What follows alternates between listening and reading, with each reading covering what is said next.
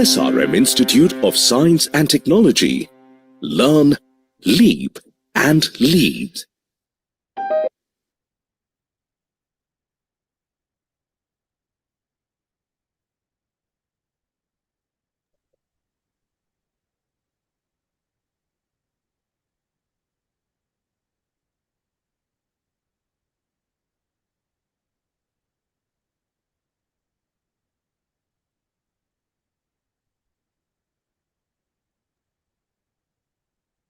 Good morning, everyone. Welcome to the SRM Future Career Conversations in association with The Hindu. My name is Radhika Santanam, and I'm your moderator for today. Today's discussion will be on Beyond Boundaries, how multidisciplinary learning prepares you for a complex world. We have two eminent speakers with us today. The first is Professor A. Vinay Kumar, who is the Pro Vice Chancellor of the Faculty of Science and Humanities, School of Law and School of Management, SRM IST. From being associated with IIM Lucknow as a professor of finance involved in teaching and administration, to holding the position of director at NIMS University, Bengaluru, and changing the dynamics of the place, Professor Vinay Kumar has achieved several prominent milestones. In his promising career, he has been a part of several successful missions involving curriculum reappraisal, course designs, launching diploma and executive training programs, chairing prominent committees, research initiatives, handling accreditation processes, and the list just goes on. During his leadership, NMIMS had consistently ranked in India Today's top 20 institutes for 2 years. Thank you, sir, for joining us today. The second speaker is Aruna Shankar Narayanan, who is a visiting faculty at the School of Education, Azim Premji University, and the co-author of Be Witched along with Brinda S. Narayan. Aruna is also the author of Zero Limits, Things Every 20-something Should Know. She has been writing on teaching, learning, work, and well-being for various newspapers and magazines, including The Hindu, for close to 2 decades. She blogs at arunashankarnarayanan.com. Thank you, Aruna, for joining us today. So I hope you all enjoy this discussion and I hope it's fruitful. We are going to start with, we're just going to start with some questions. The first is that, traditionally in India, both students and parents are more inclined towards studying or asking students to study one subject or to take up subjects within the same stream. So for instance, if it's the sciences, then students will choose, biology or physics or chemistry. And then if it's the humanities, they will choose sociology, psychology, and so on. And it's rare to see a combination of these being offered or being picked. But now this is slowly changing and multidisciplinary education seems to be picking up in India.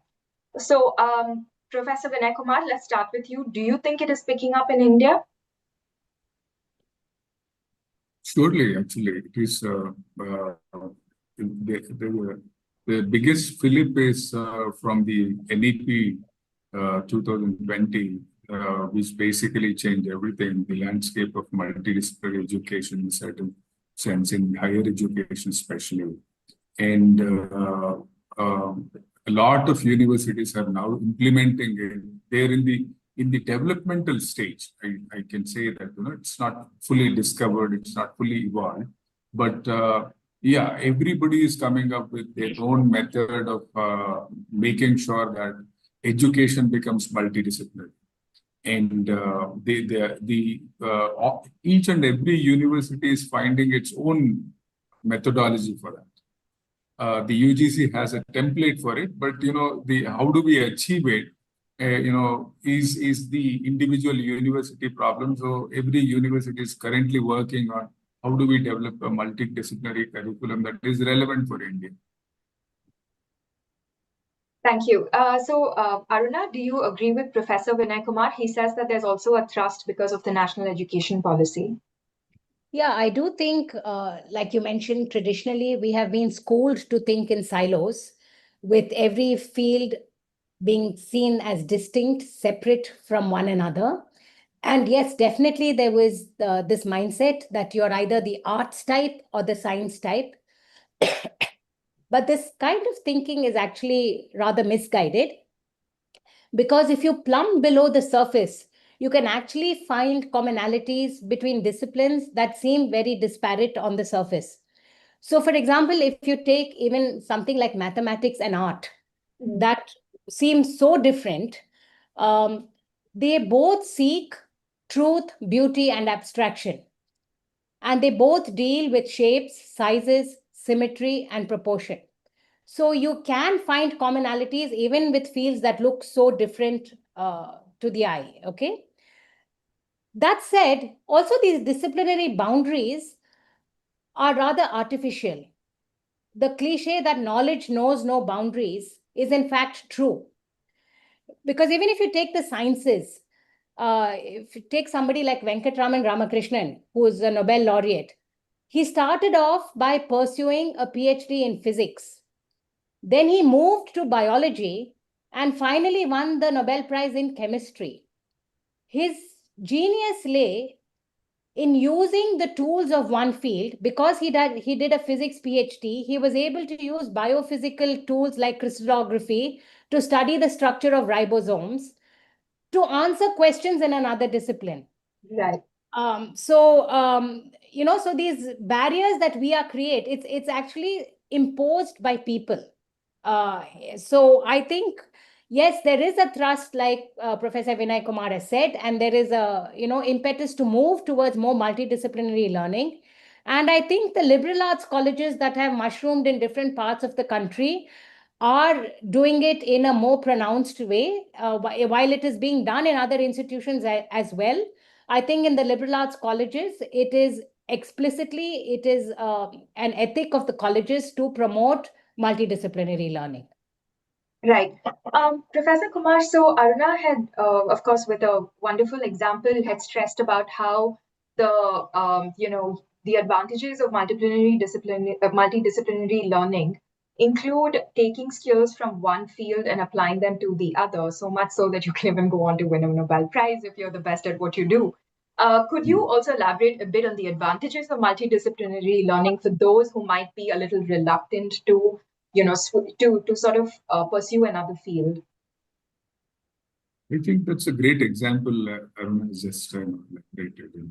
The fundamental issue is in education, especially. What happens is the decision makers for choosing a certain program. Essentially, the students get inspired by their close relatives, especially the type of careers that they have. And thereafter, parents basically, catch on trends. And as the parents start saying that, these career outcomes are supposed to be better than the other career outcomes. So therefore, whatever is trending becomes sort of a default choice in a certain sense. And that's why if you see the computer science education in India, you have so many, there is actually a gluttony in a certain sense, because so many graduates come out of each of these universities. So many engineers are coming out with computer science as their specialization, because essentially it's like, parents take this trend and, they immediately there is a push for such courses. The fundamental thing is outcomes are very, very important. But, education is supposed to be, building a certain type of character in the students. And, one of the key, this thing is, you need to get into a job, which is also very important, but you need to have the ability to actually, have this lifelong learning. And, you need to have those character. In fact, the end of education is building a character. And every university is actually thinking about how do we build a character, what constitutes character in a certain sense. So it's outcome plus character. So therefore, what happens is, if you have to build character, the best way to build character is multidisciplinary education. It actually unlocks thinking in a certain way. If you are very focused on a discipline-specific course, you get discipline-specific skills, which may last for some time. Thereafter, you require some retraining and so on and so forth. But when you get into a multidisciplinary kind of a this thing, you are actually changing the thinking processes. And therefore, what happens is that is much more long lasting for you rather than, one single specialization and one single skill set. And that's the problem. And therefore, what happens is, there is a systematic study of character development and multidisciplinarity. And a lot of universities have their own center. In SRM, we have Learning and Development Center. And we are also thinking, how do we what are the attributes that we need to have from our graduate? And what type of things are supposed to be lasting for the graduate for, the rest of their lives in a certain way. And that's the essential problem. Right. So, Aruna, so what I think he's added to your point by saying that it also helps build character. Not only does it help transfer skills from one field to another, but also build character. In what other ways do you think multidisciplinary education, has its advantages, especially, just in terms of how to look at society as a whole and, perhaps India-specific problems and how to tackle them? Okay, I'd just like to add on to the point that he made about building character. Sure. Multidisciplinary programs, by the way they are structured, force some amount of self-reflection on students.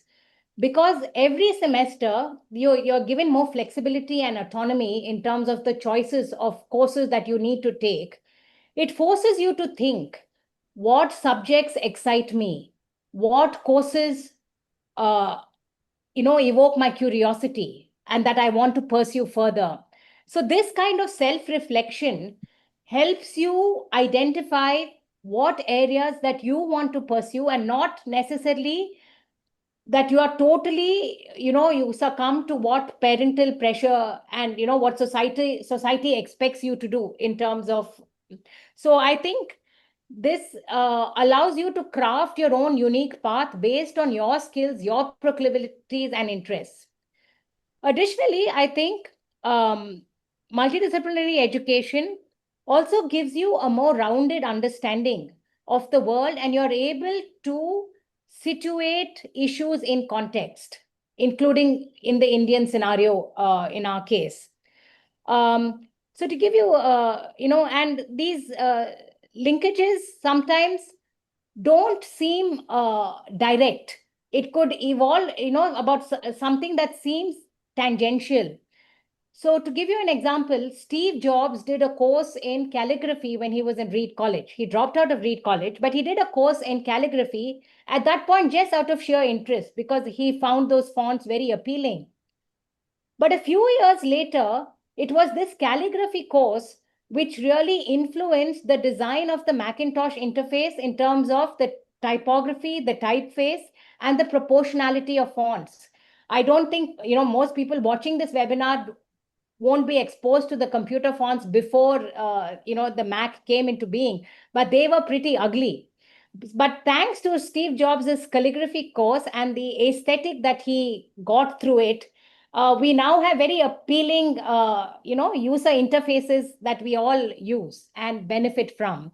So you really can't tell where this influence is going to be and what benefit you're going to get.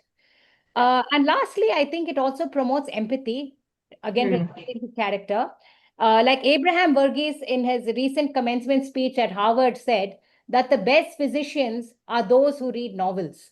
Right. Now, see, literature has nothing to do with medicine. You could be the expert in your field, in your specialization, but unless you are able to empathize with the suffering of your patient, you cannot be an effective doctor.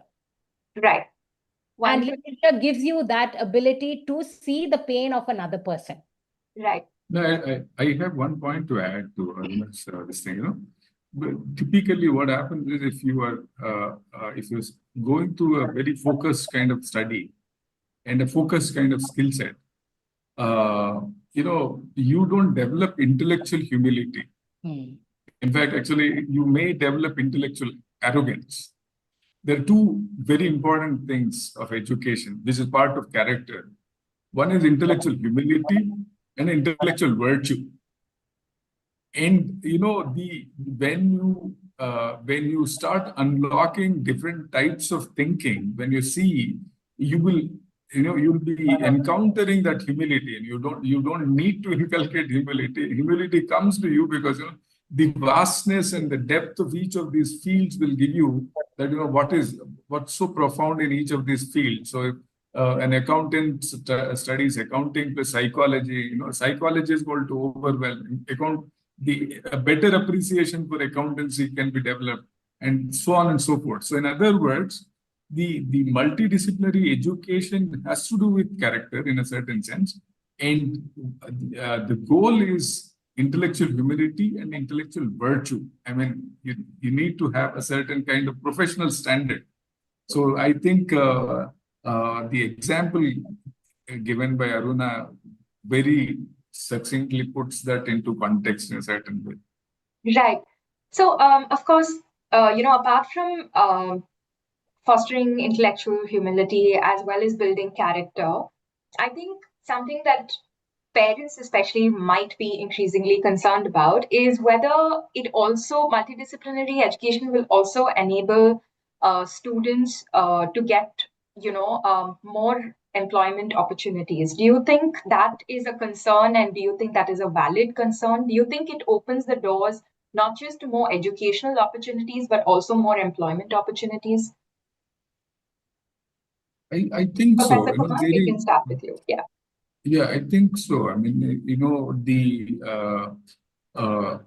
what these days, what is happening is we work with a lot of companies.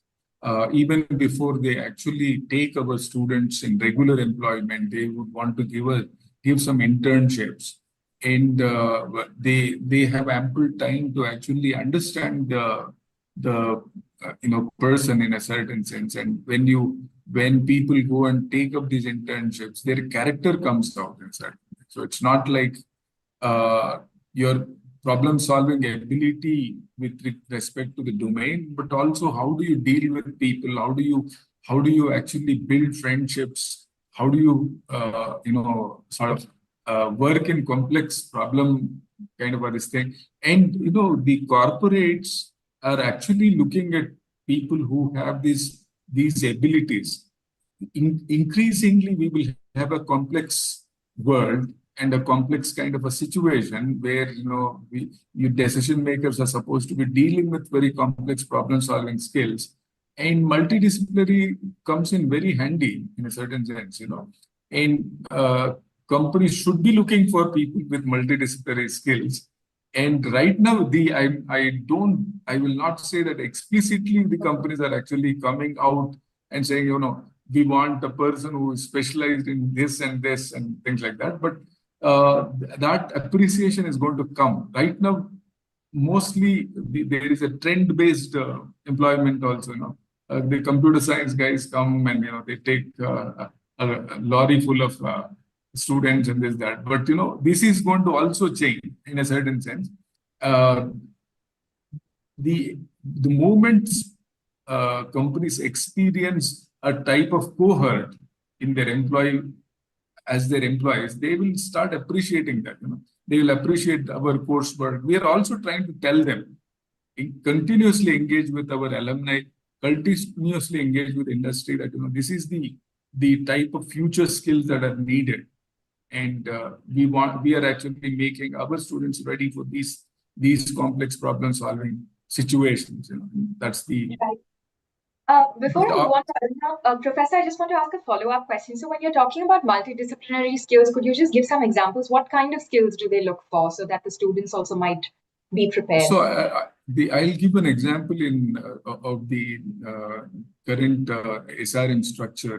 If somebody wants to do biotechnology, the person can actually do biotechnology plus visual communication or film studies along with biotechnology.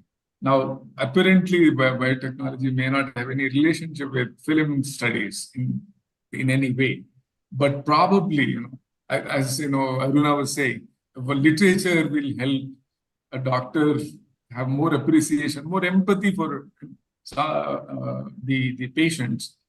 So people have now the people who are actually in sciences can take arts as their minors. people who are studying majors as the arts can take sciences as their minors. And so there is a whole gamut of minors that are available for our students. And you can take a major and then you can also take a minor. Okay. And in addition to that, if let's say you are still curious, you can pick up some random courses also. Okay, from different departments. 2-3 courses from different departments. Maybe photography you are interested, and you don't want to take an entire film studies as your minor, but you just want to pick up one single course within that domain, maybe photography, and you can still do it. So that kind of a framework we have now. And the students are quite excited. All I can say is there's a lot of enthusiasm. The parents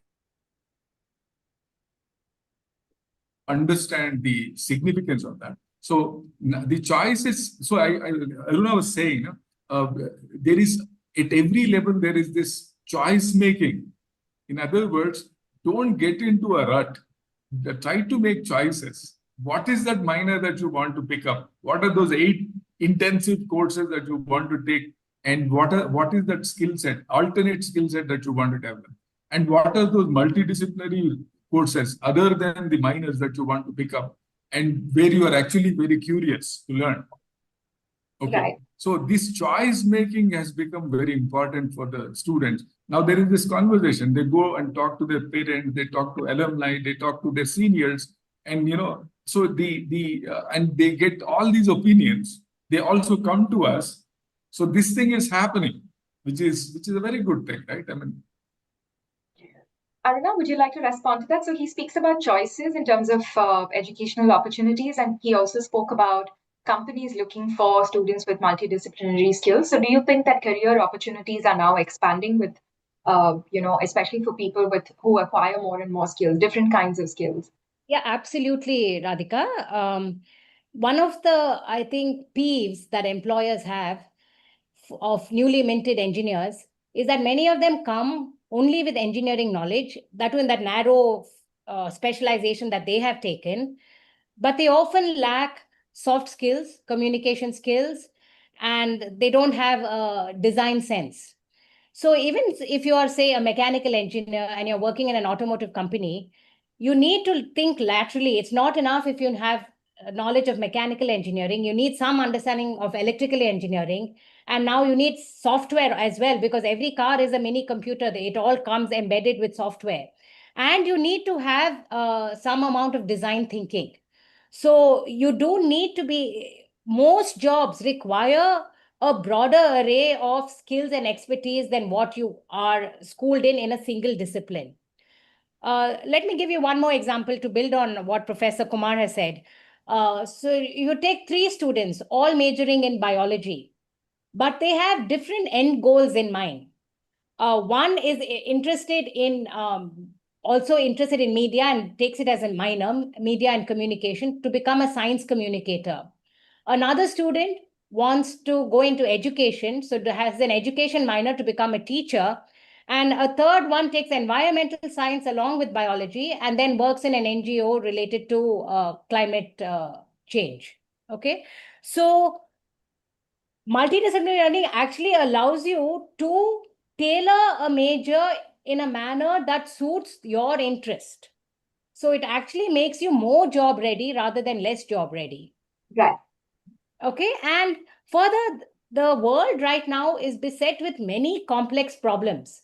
To just name a couple, or climate change and the regulation of artificial intelligence. Now, none of these can be solved by a single discipline. They are all multidisciplinary in nature.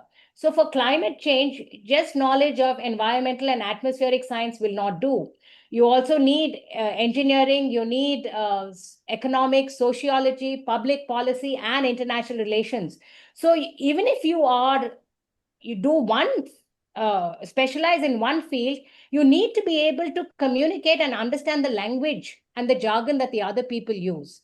So Right. multidisciplinary education is more likely to equip you with the skills to be able to do that, with the cognitive flexibility and the critical thinking that comes with that kind of education.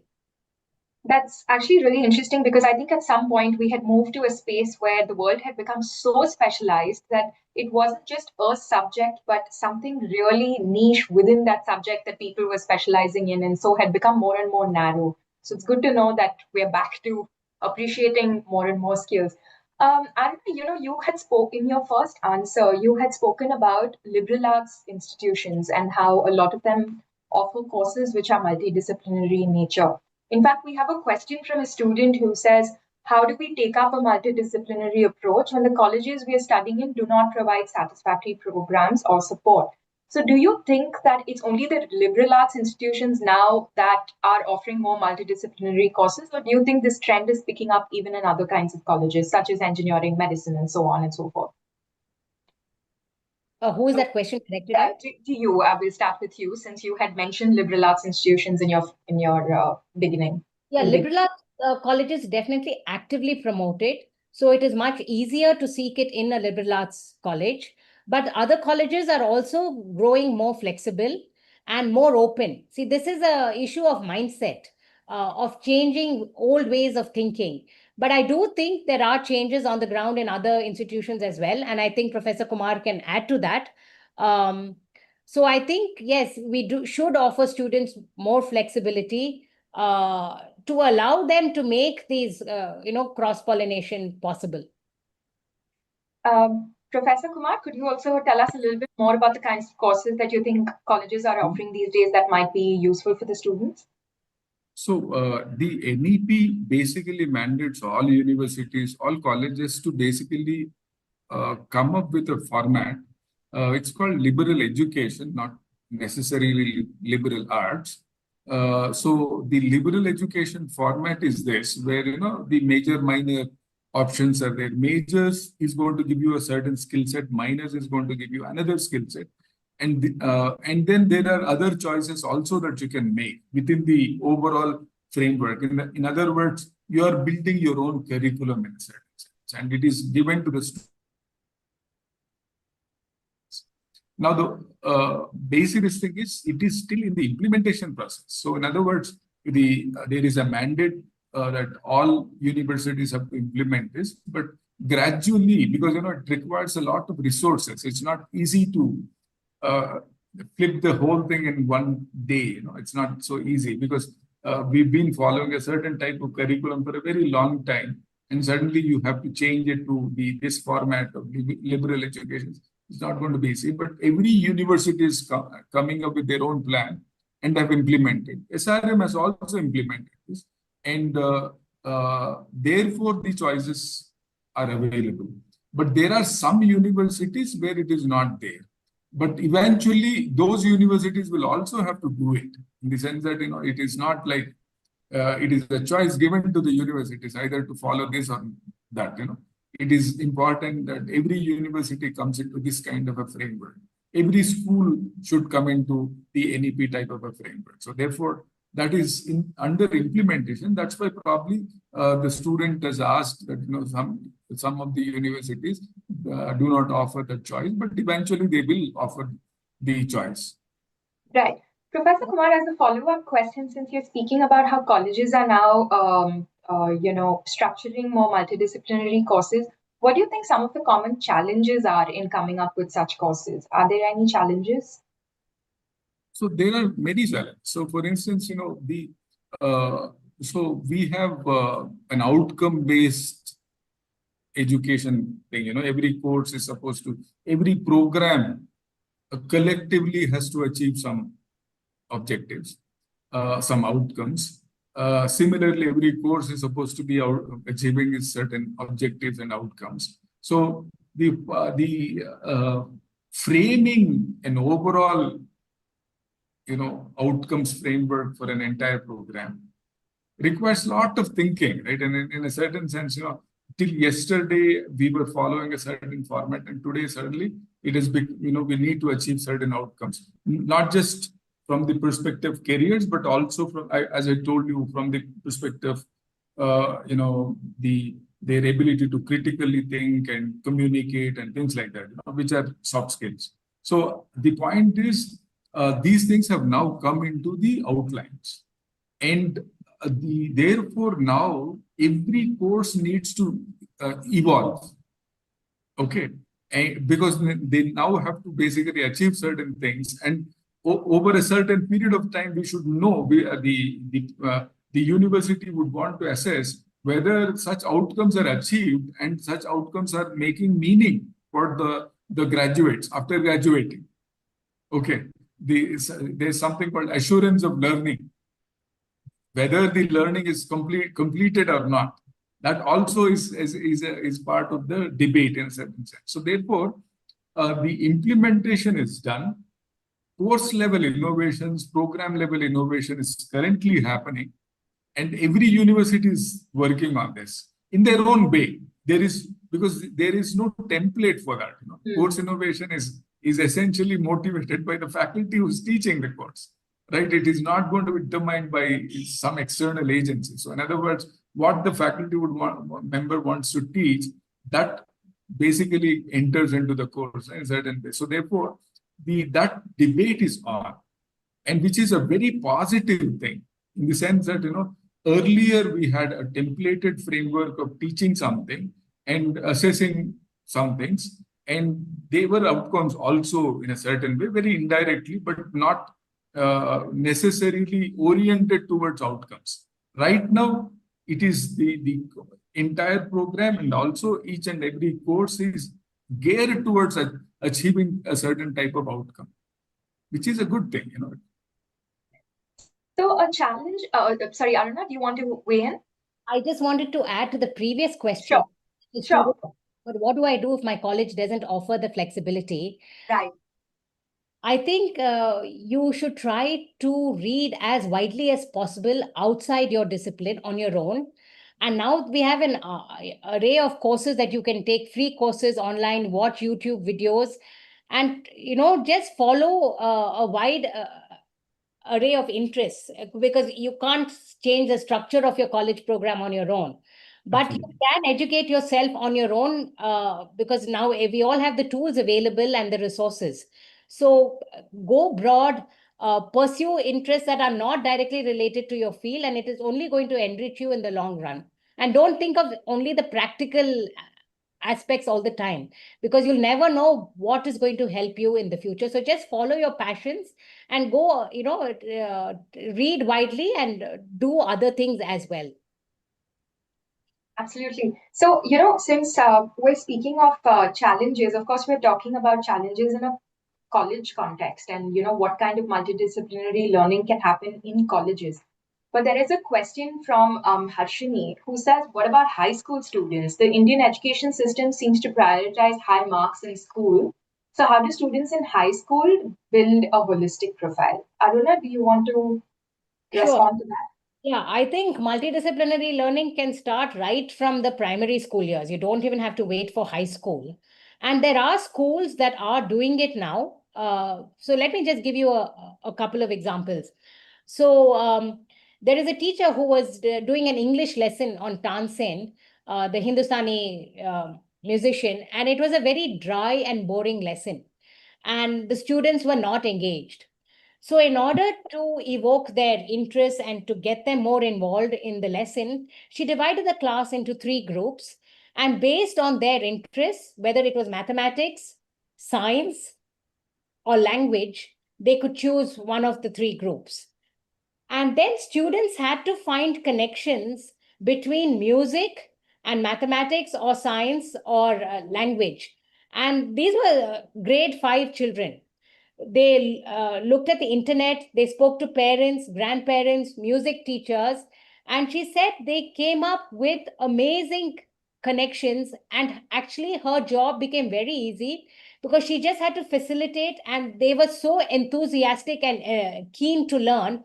And within, I think, 4 classes, each group made a presentation and a poster that they shared with the class, and then everybody gained from each other's learnings. So I think it is, yes, very much it's possible to do at the school level as well. Right.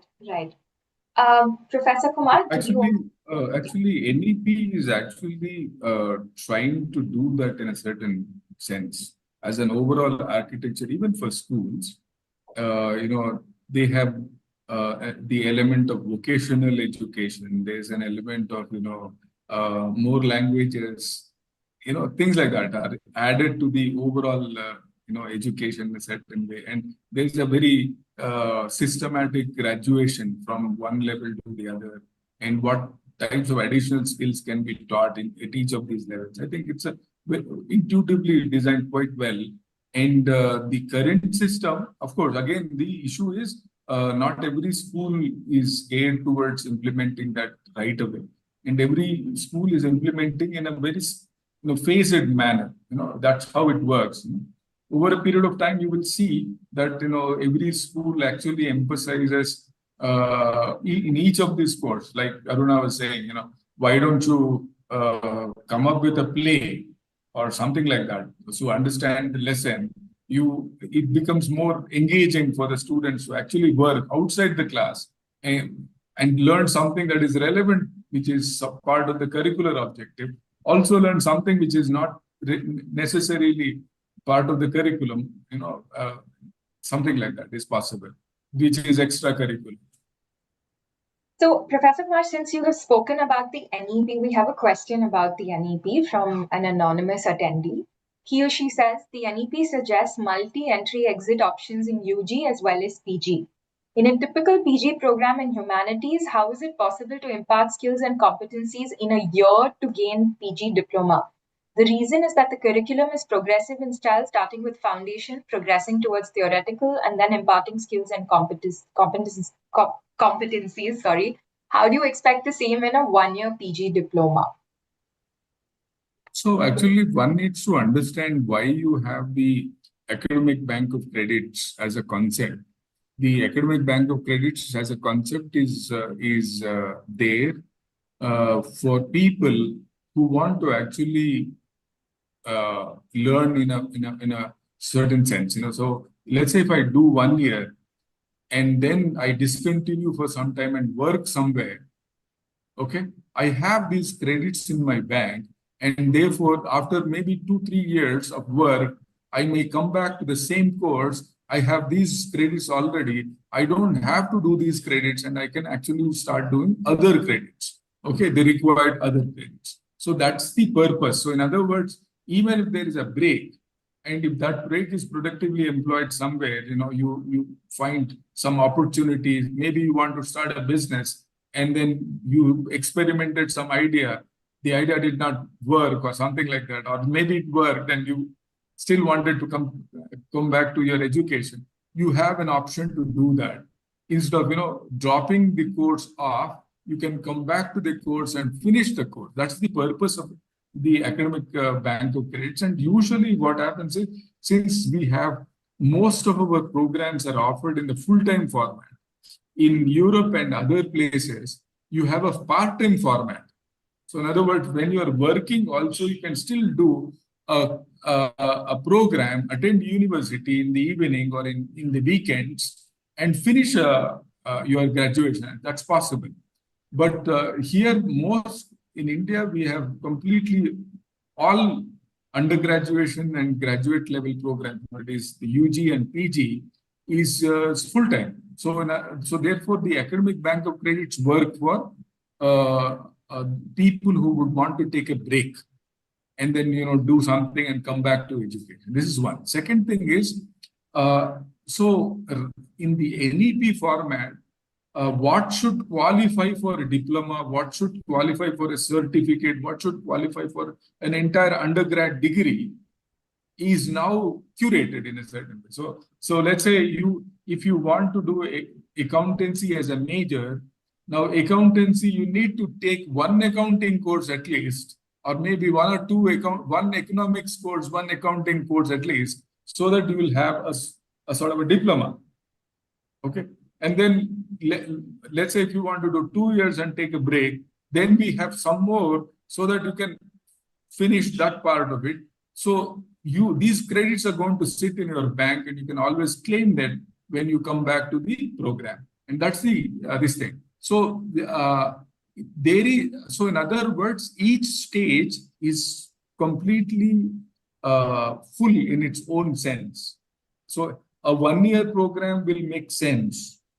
to a person who does that. And a 2-year program is also complete in a sense, and 3-year program gives you some more specialized electives and things like that. So Right. it's a graduated way of looking at the overall program, and that is already taken care. So even if you take the break after 1 year, after 2 years, and 3 years, and now you have the option to do the 4th year also, right? So at each of these stages, there is a certain level of completion that you achieve. And that is sufficient as your academic bank of credits. You can come back and claim those credits, do the next part. Right. The next question is something that we've broadly touched upon, but I suppose it makes sense to revisit it again. I feel like a lot of students might have this question, which comes from Jugendra Singh, who says, how can you achieve the expertise goal through multidisciplinary learning? So I suppose he wants to know, how can you become an expert at something through multidisciplinary learning? Aruna, do you want to tackle that question? Yeah, sure. I think in a multidisciplinary education, it's possible to get both depth and breadth. It's not breadth at the expense of depth. You major in one discipline, so you will be taking many courses in, say, biology or biochemistry or psychology, whatever your major area is. So you have to have a sufficient number of credits within your major. But you also have a minor and requirements outside your major and your minor. And those requirements outside your major and minor actually can add depth to your major because it gives you a different perspective to understand the questions in your field, because every field has a different set of questions that they ask and a different way of asking questions and a different way of approaching learning. So that kind of flexibility equips you to understand your own field at a deeper level. So I don't think it comes at the cost of depth. Professor Kumar, if you want to add to that. I think it's a good point. So basically, I agree with you completely. The depth is not compromised, because majors is giving you enough skills to actually take up a job in, let's say, if you major in management, you are supposed to be a manager. You can become a manager. So there's no problem with that. But in addition to that, you have a minor. Minor also is fairly well skilling you. So you have alternate skill set also.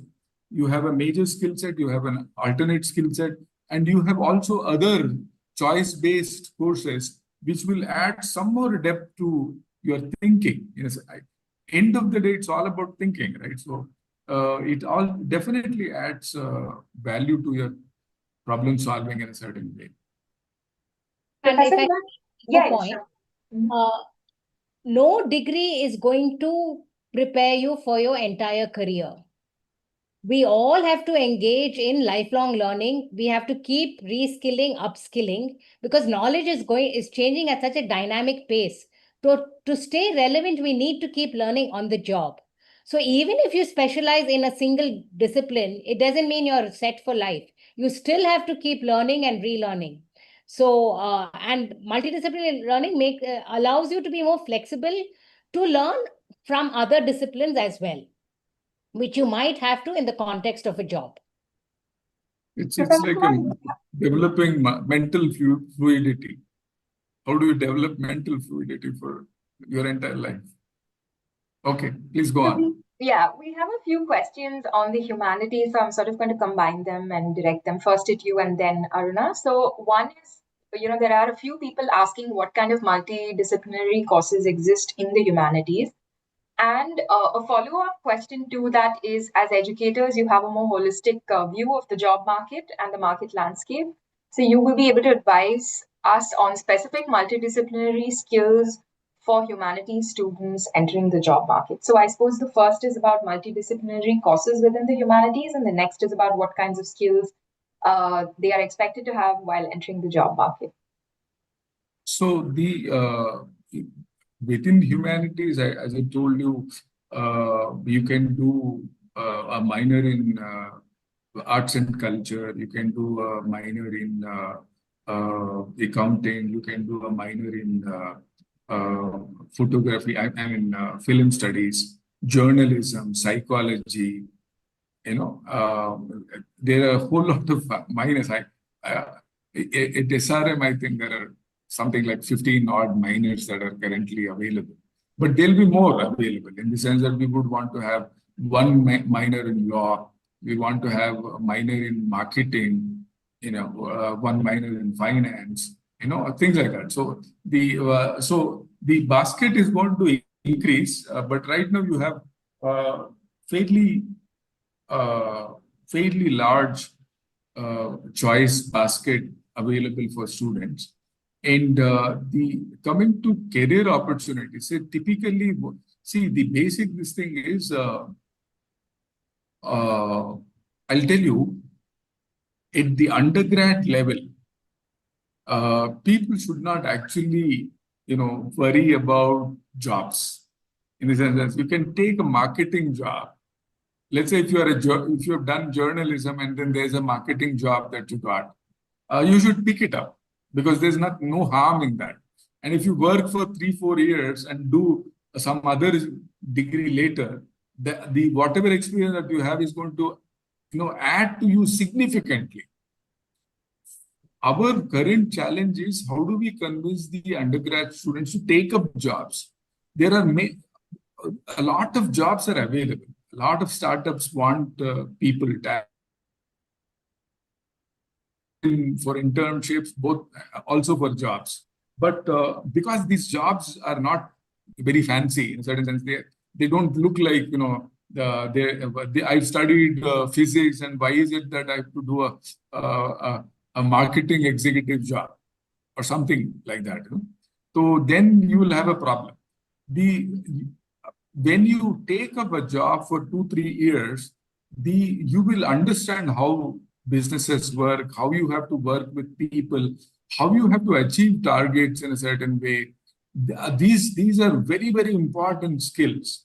Thereafter, you may do another degree. Right now, this scenario is most of the people actually do undergrad to do postgrad.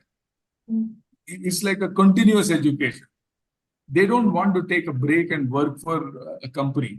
So most of the time there are jobs available, but no candidates sitting for processes. Now that is the situation that I have at SRM right now. Okay. And when undergrad students are too picky about the jobs, then it is very difficult. You should take a job like an internship for 2-3 years. Then you make this thing. Later, after 3 years, if you like that thing, you do a very specialized course, a master's course in that, and then probably you'll get a much better job later. So I think that should be the attitude. But right now, all opportunities generally are going to be clustered in a certain way. For most businesses, sales is an important thing. So therefore, what happens is you will have a lot of sales jobs. Okay, but the company may be a pharmacy company, the company may be a design company, the company could be anything, the company could be a jewelry company. Okay, they have sales as one of the main internship or a job. Now, if you are unwilling to take, you have done design, but then you are unwilling to take a job in as jewelry sales, okay. Then you will have a problem because later, if you want to do something an advanced course, the experience that you will have a huge implication for the second course that you will take, which is going to determine your career in a much significant way. So right now, there are many opportunities, but opportunities need not necessarily match the coursework. That's what I want to say. You should basically be flexible enough to take up the opportunity that is available. Okay. And work for 3-4 years. Okay. And you know what? Even if you work for 10 years, you'll still be young. Okay. That's the problem. So, what is going to happen to me if I work for 5 years? See, let me give an example. At IIM Lucknow, we have a 1-year MBA. And people who come for 1-year MBA, which is a full-time program, most of them they work for about 12, 15 years. And now since they did not get an opportunity to do a management program at a certain point in time, and now they come back, and then do a full-time program as rigorous as the regular MBA. So therefore, what happens is the skill gaps that they have an intensive 1-year program to bridge the skill gap. So that's the approach. So what I'm trying to say is fundamentally students should have the appreciation for working, taking up a job. The jobs are available. Please be assured that there are many jobs available. Aruna, would you like to also address the question about the humanities? Actually, this was multidisciplinary programs for in humanities. humanities, as well as the skills that humanities students. I think the humanities itself imparts certain skills, just inherently. Sure. So this would include media and communication, education, development, social work, design, and business studies would be some of the multidisciplinary programs offered with a humanities focus. Right. And I think, the jobs are obvious that would lead from these fields because they're all very practical in their orientation. Right. So, we have a couple of questions on whether it is possible to pursue a multidisciplinary course through online education or through distant mode, because this person says not everyone might be able to pursue a regular degree due to financial and other circumstances. And there are 1 or 2 other people who also asked about whether distance education and online learning will also help facilitate multidisciplinary skills. Aruna, would you like to address that first? Yeah, I do think it's possible to learn online. I'm not sure how many colleges offer that facility. I do teach a hybrid course, which is mainly online. It's a postgraduate diploma, but I'm not sure if a full-fledged degrees are available online. But yes, you can definitely do online courses because see, ultimately you have to look at the learning and what you get out of it. And the online platform, I think, is very valid in terms for college students. It's a good way if you don't have access otherwise. Right. Professor Kumar, would you also like to address that? Someone's also asking you to leave your bias aside. So basically, online education has very limited programs. So in other words, let's say you want to do journalism in an online kind of this thing. Not many universities are offering journalism in the online format. Or maybe film studies or something. So the full-time programs have much more greater choice than online programs. But we do have distance programs. Right. Distance programs essentially are, you got to do self-learning. Predominantly, it's most of the courses are reading courses, and the sessions are only brief. In other words, some people will come and teach you for a few hours just to sort of clarify some issues, in your learning. But it's not a guided tour of the course. Most of the times, the entire course, you are on your own, essentially. And if that is the way you want to learn, definitely you can learn. In fact, then though you can say independently, you can read books and learn and, watch things on YouTube and learn. There's so much learning that is possible. And that's definitely, but the choice is not available in the online format. You do have choice in the distance format. Right. I just want to add to that, since you brought up journalism as an example. I mean, there's only that much that you can really learn online if you want to be a journalist. Of course, you can look at stories and see how they're structured and written and edited and learn something from that. But I think there are some professions where unless you're on the field, you're really not going to learn that much. So it does require, I don't think online alone can impart certain skills. While it can impart some skills, I don't think those will be sufficient, at least for certain jobs. So the Radhika, an fundamental online thing course is, can require you to go out in the field. Right. Of course. Yeah. Okay. Yeah. So No, of course, yeah, it's very so useful, but I'm saying it's the necessary but not motivation, sufficient. yeah, the fundamentally, if you are self-motivated, Yeah. and then you want to figure out things on your own, some of these choices are good. But usually, an undergrad program is a very structured program. There are people who are thinking about what should come into your class and what is outside your class, and it's a very systematic, assimilation of a lot of things, curricular things. So that's the difference. Aruna, you had, in one of your answers, you had spoken about AI. And I think it's nowadays impossible to have a discussion on education without bringing in AI. So this is a question that I'd like to pose to both of you, and it's there in some of the students as questions also, about how technology, A, helps facilitate multidisciplinary learning, and B, how important is it for students to have AI skills, irrespective of the career that they pursue.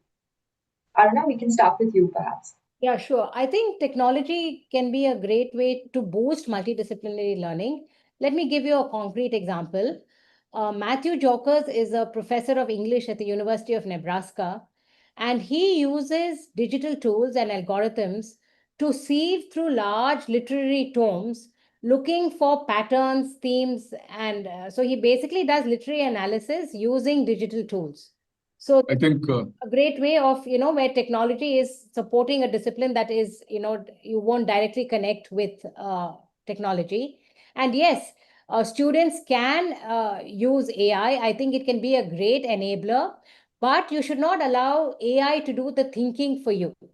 I think and often when it comes to your assignments, to what extent do you depend on AI? I think that is something that universities are really grappling with, because we don't want students to outsource their thinking.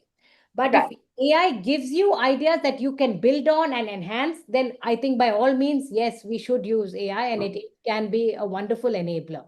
But we have to be very mindful in terms of how we are using it, uh, to make sure that we are gaining from it rather than being subject to becoming, just outsourcing our thinking.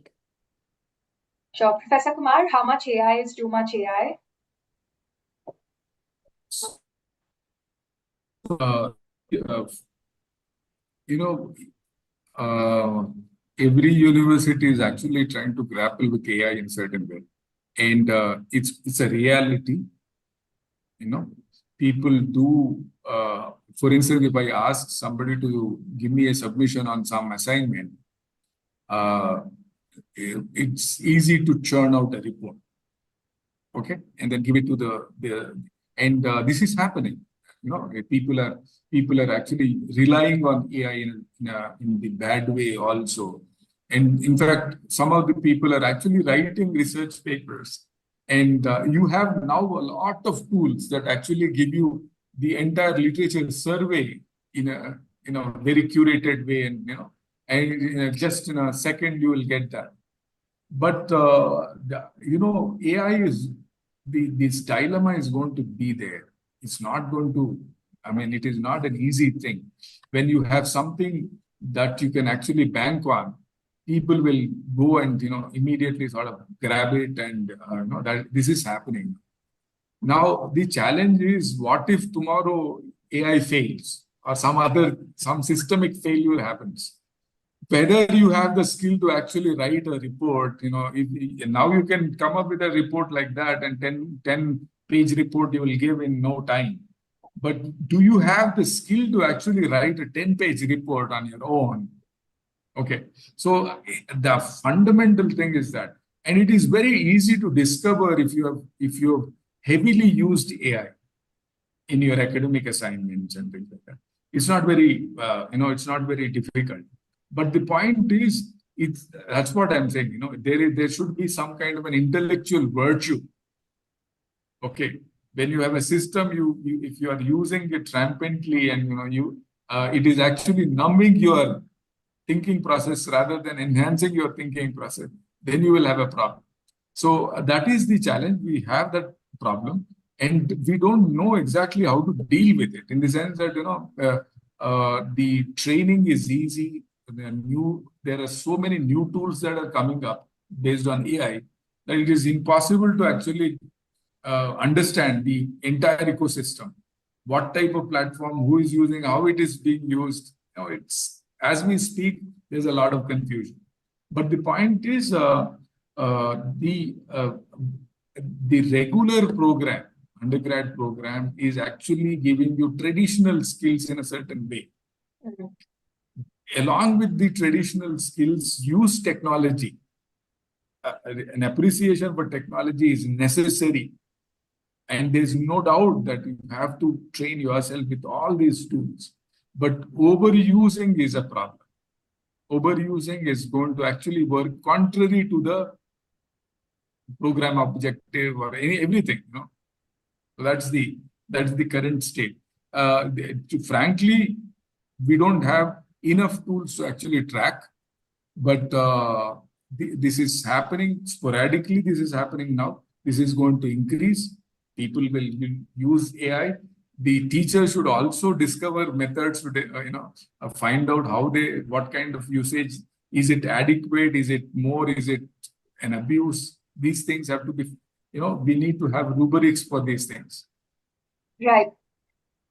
Someone has asked, what are the emerging careers of today? I mean, I think Aruna had briefly touched upon this when she gave the example of climate change. I think careers come up where there are problems, and climate change is obviously a major problem, and therefore there are many careers coming up in that field. But perhaps we could give students some more examples of new age careers.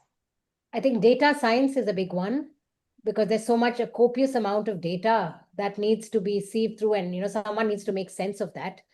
So that's definitely one hot career now. Right. Professor Kumar, any?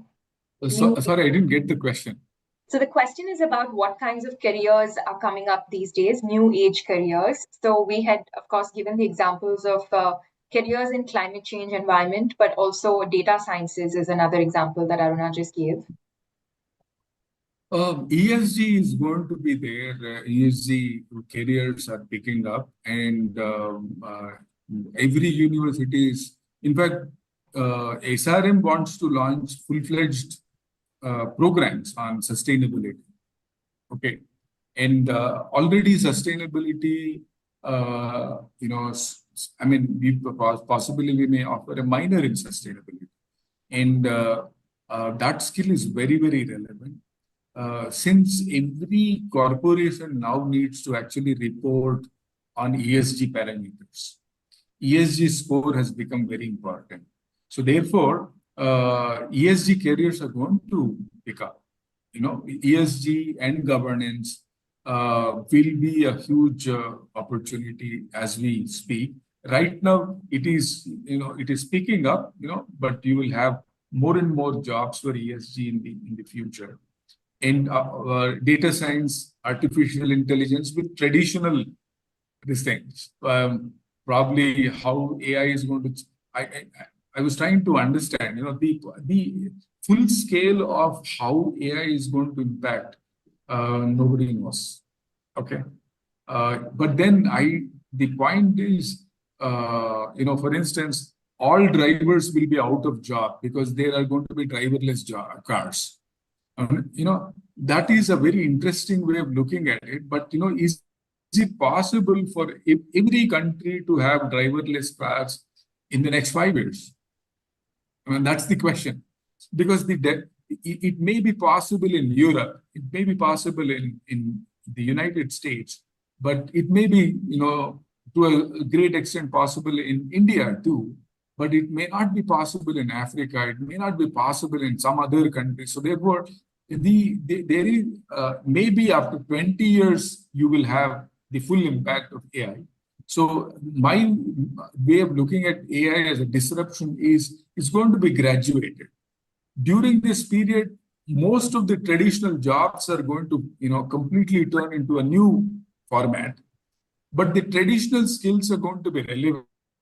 I don't know whether, you are, if you have a certain thinking process, that thinking process is going to be outdated completely. If you some of it you can still use. That's what is my way of looking at it. And since it's going to be a graduated disruption, it's not going to be an immediate, completely sort of a shock kind of a thing. So the traditional jobs are also going to be there for some time. It's not going to be completely vanishing. For instance, will journalism be completely extinct in the next 5 years? Because a lot of writing is possible in the AI world. No, I don't think so. The journalists can basically, they have their independent way of putting out narratives in a certain way. And that skill is going to be still relevant for some time. After maybe 5 years, the journalists are going to rediscover their job in a different way. That's the way I look at it. So I think we're running out of time, and I'm just going to take 2 last questions. The first one I'm going to direct to you, Aruna, because they're specifically directed to you. Since you have written books, 2 people have asked, is it a good career choice? Writing books. Writing books. I would say not on its own. Paired with something else, yes, I think you can do it. But on its own, I don't think you can earn enough by just writing books, unless you make it really big, which is, not easy nowadays. Right. And the last question is for both of you. Since we've discussed quite a bit about how multidisciplinary skills not just help you in education and employment, but also, help build character and so on, do you think that it also means that the idea of education itself is learning, as not just something that is functional and that helps you get a job, but is much more than that, specifically in the Indian context? Professor Kumar? I agree with you. I mean, the idea of education is obviously lifelong learning. I mean, learning should never stop. But any undergrad program, any systematic study will only give you a sort of a precursor to actually take up your journey in a much better way, in a structured way, probably. But learning essentially is. But end of the day, it is also about character, in the sense that, if you have developed a certain type of a virtue, okay, that's going to last for the entire life. And you will also know how to deal with ambiguity, how to deal with uncertainty, because the essential difference between a person who is unable to deal with ambiguity or unable to deal with uncertainty is character. So the purpose of education is character. And obviously learning has to be continuous, and it has to be for the entire life. Aruna, last words from you for this webinar. Yeah, I'd just like to add on to what Professor Kumar said. The question that he raised, whether it's going to be possible for India to have driverless cars in, say, 5 to 10 years. I would say a multidisciplinary education also makes you ask not whether if it's just possible, it might be possible, but even if it's possible, should we allow it? There's always an ethical dimension to these questions. And I think when you have a multidisciplinary perspective, you question the status quo. So education is not just about accepting things as they are, but questioning things as to why they are that way. Absolutely. And I think will end on that note. Yeah, absolutely. Wonderful. Thank you so much. I think we're out of time, so we have to unfortunately wrap up this discussion. We do have a few more questions, but maybe we can just answer them separately on the chat window. Thank you so much, Professor Kumar, and thank you so much, Aruna, for this wonderful discussion. And I really hope, I'm sure it helped the students, and I really hope the students feel more enriched after this and more keen to pursue multidisciplinary skills and which will help them both in life and in their careers. Thank you so much for joining us today, everybody. I hope you have a good day.